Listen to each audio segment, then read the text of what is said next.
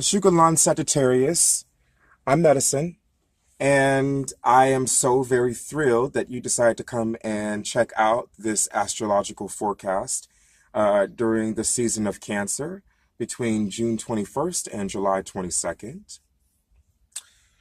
I want to get a common theme for your reading here because I always like to pull out like what's kind of a common theme, what's kind of a core theme for Sagittarius during this Cancer season. What's their common theme? So what is the common theme for Sagittarius during this Cancer season 2019? During this crazy, everything just kind of fell everywhere. Spirit of nurture is what wanted to show up. The spirit of nurture, doing what nurtures your soul. The spirit of nurture could be speaking about coming back home to self. You know, come home to you, doing what nurtures you. It could be speaking about nurturing that which is within your home, within your heart. What is in your heart? If it's people, if it's children, if it's animals, if it's plants, if what's in your heart are dreams, if they are memories, if there is pain, if there is sorrow, if there is loss, the spirit of nurture is asking you to come home and nurture that which is in your heart, within the soul of you. Whatever it is that is inside of yourself that needs nurturing. And I dare say, Sagittarius, there might be some emotional nurturing going on here for you this month because you have the Sun, you have Mars, you have Venus, and you have Mercury, as well as the North Node, which happens to be behind those four planetary aspects, in your eighth house. And the eighth house often speaks about the past. The eighth house also speaks about death, transformation, and rebirth.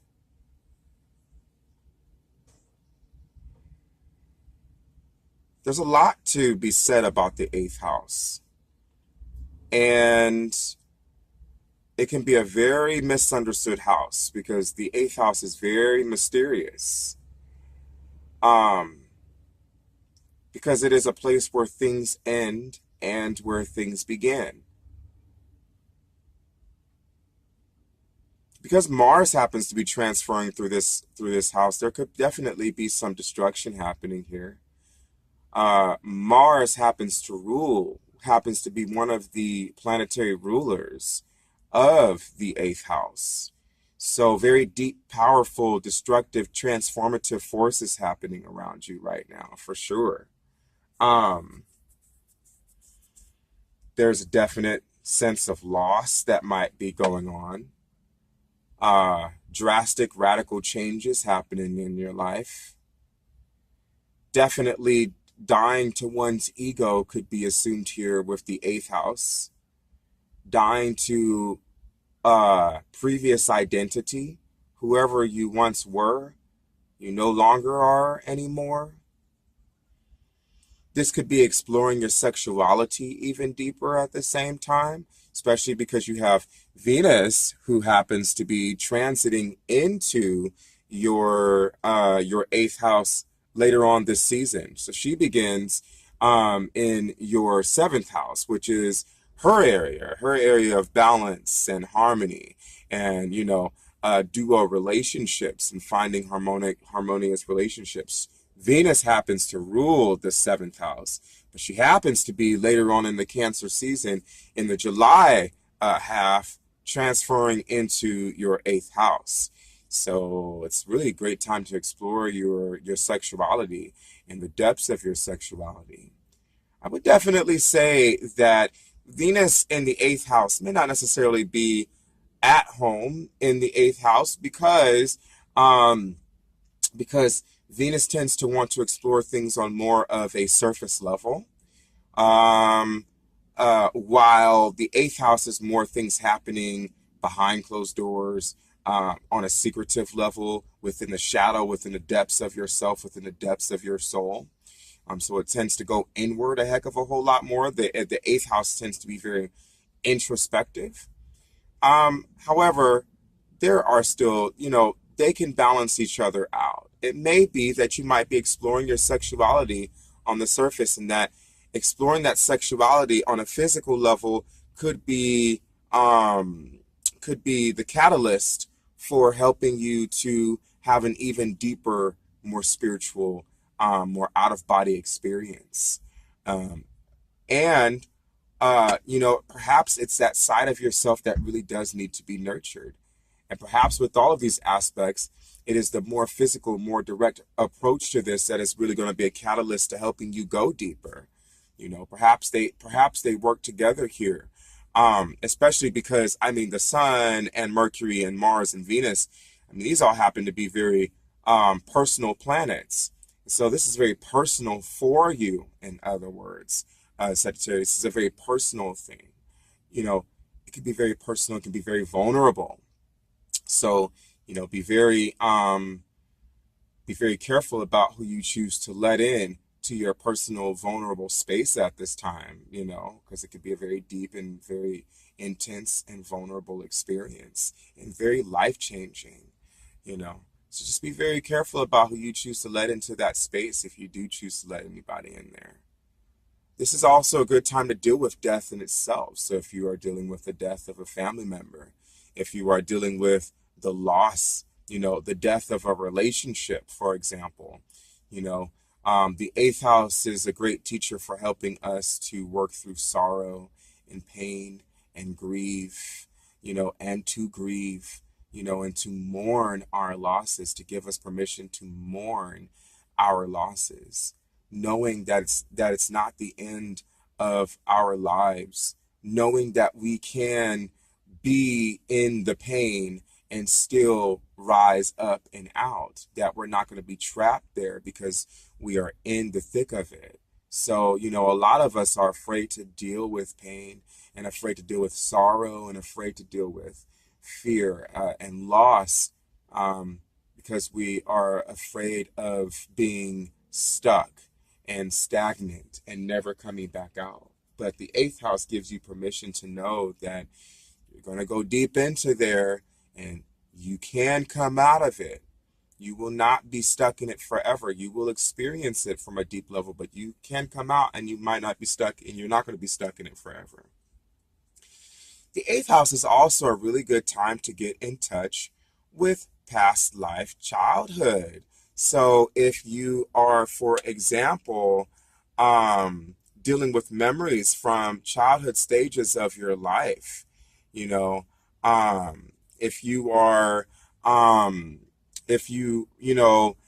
if someone happens to come back into your life at this time who reminds you of your past, of your childhood, be that in a traumatic way or be it in a very good way, or something happens to come into your life that reminds you of something that you did when you were a child, something that comes into your life is like that makes you go, whoa, because the eighth house can be it can be a revelation. It can be a house of many revelations. Have you ever heard of that idea? About how, like, cubs in the wild, their playing is actually grooming them to become who they are when they are juveniles and adults. So the playing of cubs is actually very important, because what they're actually doing while they're playing is they're actually practicing, they're training, and they're learning to be what they need to be when they become older. So that same thing can be said about us adults. A lot of what we do as children is actually training us, and is a prelude to who we are to be as adults. We don't necessarily recognize it as that. We often think about, we grow up and no longer are we doing childish things. but those things that we did as children often are revealing to us who we're meant to be as adults. So think about and introspect on that here for a moment, Sagittarius. Who are you meant to be as an adult? And what kind of childhood things, activities, scenarios, events, traumas and things included are experiences, any childhood experiences that you had. Open your mind to the fact that all of your childhood experiences are actually conditioning you to who you're meant to become. You know, it is our past that makes us who we are. So how is your childhood meant to make you who you are? And not just in like a negative way, but how is it meant to produce your divine purpose into the world? Something else to explore there with this eighth house content going on here for you. And there's no better time like the present to really explore all of this, because I mean, you've got Mercury that is going to be going from your eighth house into the ninth house, and Mars that's going from the eighth house to the ninth house. Now, both of these aspects are going to be in retrograde. They're going to be in conjunction with one another. However, Mercury, I felt like I should warn you, is going to be going into retrograde earlier on, probably somewhere around the 8th. Mercury is going to be going into retrograde. It's going to be in your ninth house, and then by the 8th, it's going to be going into retrograde and retrograding back into your 8th house. So, you know, there will be a moment where you press forward, and there will be a moment where you come back down, you know, and everything becomes undone.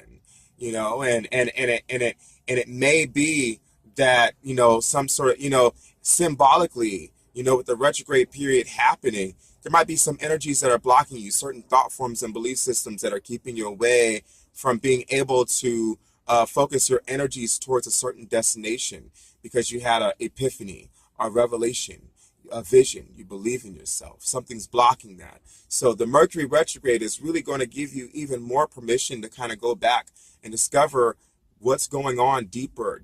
What's the treasure in the trauma? I always talk about the treasure in the trauma. You know, there's a reason why you went through the experiences that you went through. You went through experiences, if it was to tell a story, if it was to send a message, if it was to embody someone who was reborn from traumatic experiences, someone who became, who experienced a rebirth. And it was thanks to those traumatic experiences that they had, those near-death experiences that they had, that they were able to be reborn into themselves. Because the eighth house definitely, see, this is a very expansive, this is where we expand ourselves here with this eighth house content, which is very important because, I mean, the sun is going to be aspecting with Jupiter, you know, and so there's going to be an expansiveness happening here. You know, there's definitely I mean, granted, the two energies, if I'm not mistaken, because one happens to be in the eighth house and the other happens to be in the first house. The two energies don't really understand each other. You know, they're going to quincunx one another. But they are working together nonetheless. They are aspecting each other nonetheless. So you can expect for there to be some expansive knowledge that you may not necessarily understand. You might not necessarily be able to put it together right away, what's going on here, you know, but it's something that if you just surrender to the process, it'll work itself out in your favor, and you will be better for it in the end. The sun is also going to be aspecting with Pluto and Saturn, as well as Neptune, and also Chiron and Uranus. So the sun is aspecting with all of these, and most of them are going to be in retrograde. Either they already are in retrograde, like Pluto, Saturn, Jupiter, and Neptune, or they're going to end up in retrograde at some point. Chiron will end up in retrograde at some point. So this is a really, really good time for you to really go deep into yourself and to really expand your awareness. Um, to nurture, to nurture uh, who you are by nurturing who you have been. You know, a lot of people discredit the past, but the past holds so many keys for us to finding our future. It's so validating when we can, speaking from personal experience, uh, bring it all together. It's so validating when it all comes full circle, you know, when it all comes full circle. We reach this time in our lives where we have memories about how we used to do this as a child in a different way. So like my personal example to that is, as a child, I loved Celtic music. And as a child, I loved Greek mythology as a child. I didn't have anybody in my family, my direct family, that taught me about any of this stuff. But just as a child, I loved Greek mythology, and I loved what astronomy. But especially what it got to me about astronomy was there was this book that contained the pages and pages of the different planets and their symbols and their deities sitting next to them. And I was so enthralled by that. I could read that book every single day, you know. And who knew that that one book, I remember that book to this day. And that book comes from, you know, my childhood years when I was like, I don't know, 10, you know, 9, 10 years old. And, you know, we're talking about like, you know, like pretty far, that's pretty long ago. So, you know, uh, who knew that any of that was going to be pointing to me being an astrologer, for example, and somebody that is into mythology in general, and somebody that loves the stories and the myths, and someone that sees these stories and myths within the astrological aspects happening in the planets. And now I am here before you today as an astrologer and as a tarot reader, and you know, looking deeper and deeper, you know, into myself. But it's my childhood gifts that present these to me. The fact is, we all have that. Everyone has a certain set of childhood memories that are pointing to childhood gifts, gifts that we still have. You know, our childhood is actually leading us towards our future. You know, the past leads you towards the future. And that is the theme of the 8th house. It is your past that is leading you towards your future. So by nurturing your past, by nurturing your curiosity about your childhood memories, you discover your future from that. You unlock something in your past that is discovering, that is bringing everything full circle. Wow, this is what it's all about. It's a path of self-discovery. It's a path of self-revelation. You know, direct revelation happening before your eyes just for you. So give yourself permission to be with that and to have that experience. And for those of you out there suffering loss and suffering sorrow, suffering grief, suffering pain of some sort, the spirit of nurture, give yourself permission to grieve, to mourn your losses. Give yourself permission to do what your soul tells you to do in order to have that happen. And believe in yourself. You know, if you need to go talk to somebody, talk to somebody. You know, if you need to crawl up into a corner and cry for a while, crawl up into a corner and cry for a while. Give yourself permission to do what it is that you really want to do. I say that in contrast to taking self-destructive patterns because we feel like we have nobody to turn to, because we feel like nobody is there. Because that's often what leads us to self-destructive patterns, is when we are really wanting somebody there in our corner, but we don't feel like we have anybody there.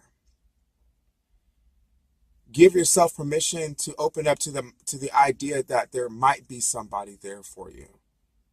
and allow yourself to be nurtured. The spirit of nurture is also allowing you to be nurtured, giving yourself permission to receive, nurturing from others. If your soul needs that, give yourself permission to have that experience.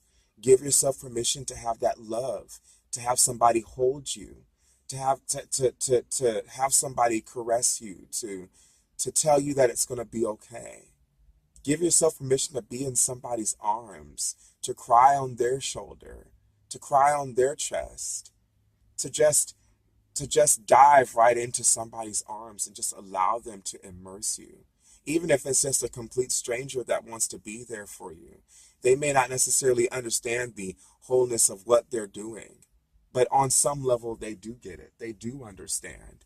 And it's that understanding. We don't necessarily have to know one another, because we all know one another on a soul level, even if we haven't introduced ourselves to each other in the world. Trust that if someone wants to come and to console and comfort and nurture you, trust that on a soul level, they are there for you. This is spiritually orchestrated. Give yourself permission to trust in that. Maybe this person is a stranger to my conscious self, but they probably are not a stranger to my unconscious self and to the collective self. The self that feels everything, sees, senses, and feels everything. And I am a part of that collective. Give yourself permission to be part of the collective. And give yourself permission to receive love and to be loved. The spirit of nurture. I hope that this has served you in some way, my dear Sagittarius. Hope this has served you. I almost said Scorpio because we've just been so deep into Scorpio energy right now. But see, I got placeholders right now because see, this is your Sagittarius card, Temperance card. It's you, Sagittarius. So, thank you so much for stopping by. I sure hope that this reading has served you in some way, and will serve you this season. I love you, and I look forward to continuing this journey through the medicine year with